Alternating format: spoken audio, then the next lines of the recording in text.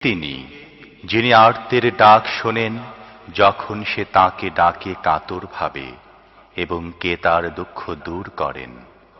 আর কে তোমাদের পৃথিবীতে প্রতিনিধি করেন? আল্লাহর সাথে কি আর কোনো ইলাহ কি এ কাজ করছে? তোমরা সামান্যই চিন্তা করে থাকো। আর কে জলস্থলের অন্ধকারে তোমাদের পথ দেখান, এবং কে নিজের অনুগ্রহের পূর্বাহ্নে বাতাসকে সুসংবাদ দিয়ে পাঠান? আল্লাহর সাথে কি অন্য ইলাহ এ কাজ করে? আল্লাহ অনেক ঊর্ধ্বে শিরিক থেকে যা এরা করে। আর তিনি কে যিনি সৃষ্টির সূচনা করেন এবং তারপর আবার এর পুনরাবৃত্তি করেন? আর কে তোমাদের জীবিকা দেন আকাশ ও পৃথিবী থেকে? আল্লাহর সাথে অন্য কোনো ইলাহ কি এ কাজে অংশীদার আছে? বলো, আনো তোমাদের যুক্তি, যদি তোমরা সত্যবাদী হয়ে থাকো।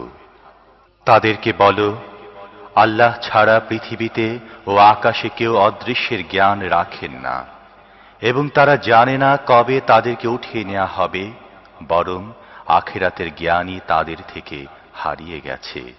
উপরন্তু তারা সে ব্যাপারে সন্দেহের মধ্যে রয়েছে, আসলে তারা সে ব্যাপারে অন্ধ। এ অস্বীকারীরা বলে থাকে, যখন আমরাও আমাদের বাপ দাদারা মাটি হয়ে যাব, তখন আমাদের সত্যিই কবর থেকে বের করা হবে নাকি? এ খবর আমাদেরও অনেক দেয়া হয়েছে, এবং ইতিপূর্বে আমাদের বাপ দাদাদেরকেও অনেক দেয়া হয়েছিল, কিন্তু এসব নিছক কল্পকাহিনী ছাড়া আর কিছুই নয়, যা আগের জামানা থেকে শুনে আসছি। বলো, পৃথিবী পরিভ্রমণ করে দেখো অপরাধীদের পরিণতি কি হয়েছে। হে নবী, তাদের অবস্থার জন্য দুঃখ করো না, এবং তাদের চক্রান্তের জন্য মনক্ষুণ্ণ হইও না। তারা বলে, যদি তোমরা সত্যবাদী হও, তাহলে এ হুমকি কবে সত্য হবে? বলো, বিচিত্র কি যে আযাবের ব্যাপারে তোমরা ত্বরান্বিত করতে চাচ্ছ, তার একটি অংশ তোমাদের নিকটবর্তী হয়ে যাবে। আসলে তোমার রব তো মানুষের প্রতি বড়ই অনুগ্রহকারী, কিন্তু অধিকাংশ লোক শুকরগুজারি করে না। নিঃসন্দেহে তোমার রব ভালোভাবে জানেন যা কিছু তাদের অন্তর নিজের মধ্যে লুকিয়ে রাখে, এবং যা কিছু তারা প্রকাশ করে। আকাশ ও পৃথিবীর এমন কোনো গোপন জিনিস নেই যা একটি সুস্পষ্ট কিতাবে লিখিত আকারে নেই। যথার্থ এই কোরআন বনী ইসরায়েলকে বেশিরভাগ এমন সব কথার স্বরূপ বর্ণনা করে যেগুলোতে তারা মতভেদ করে, আর এ হচ্ছে পথ নির্দেশনা ও রহমত মুমিনদের জন্যে। নিশ্চয়ই এভাবে তোমার রব তাদের মধ্যেও নিজের হুকুমের মাধ্যমে ফয়সালা করে দেবেন। তিনি পরাক্রমশালী ও সবকিছু জানেন। কাজী হে নবী, আল্লাহর উপর ভরসা করো, নিশ্চয়ই তুমি সুস্পষ্ট সত্যের উপর প্রতিষ্ঠিত আছো। তুমি মৃতদেরকে শোনাতে পারো না। যেসব বধির পেছন ফিরে দৌড়ে পালিয়ে যাচ্ছে, তাদের কাছে নিজের আহ্বান পৌঁছাতে পারো না, এবং অন্ধদেরকে পথ বাতলে দিয়ে বিপদগামী হওয়া থেকে বাঁচাতে পারো না। তুমি তো নিজের কথা তাদেরকে শোনাতে পারো যারা আমার আয়াতের প্রতি ঈমান আনে এবং তারপর অনুগত হয়ে যায়। আর যখন আমার কথা সত্য হওয়ার সময় তাদের কাছে এসে যাবে, তখন আমি তাদের জন্য মৃত্তিকা গর্ভ থেকে একটি জীব বের করব। সে তাদের সাথে কথা বলবে যে, লোকেরা আমাদের আয়াত বিশ্বাস করত না।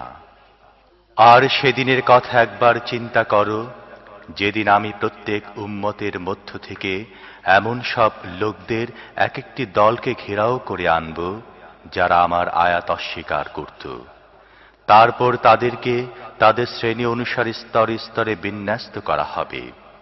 অবশেষে যখন সবাই এসে যাবে, তখন তাদের রব তাদেরকে জিজ্ঞেস করবেন, তোমরা আমার আয়াত অস্বীকার করেছ, অথচ তোমরা জ্ঞানগতভাবে তায়ত্ত করনি।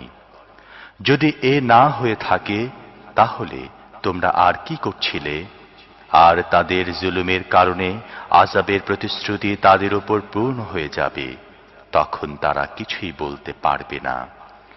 তারা কি অনুধাবন করতে পারেনি আমি তাদের প্রশান্তি অর্জন করার জন্যে রাত তৈরি করেছিলাম এবং দিনকে উজ্জ্বল করেছিলাম। এরই মধ্যে ছিল অনেকগুলো নিদর্শন যারা ঈমান আনত তাদের জন্যে।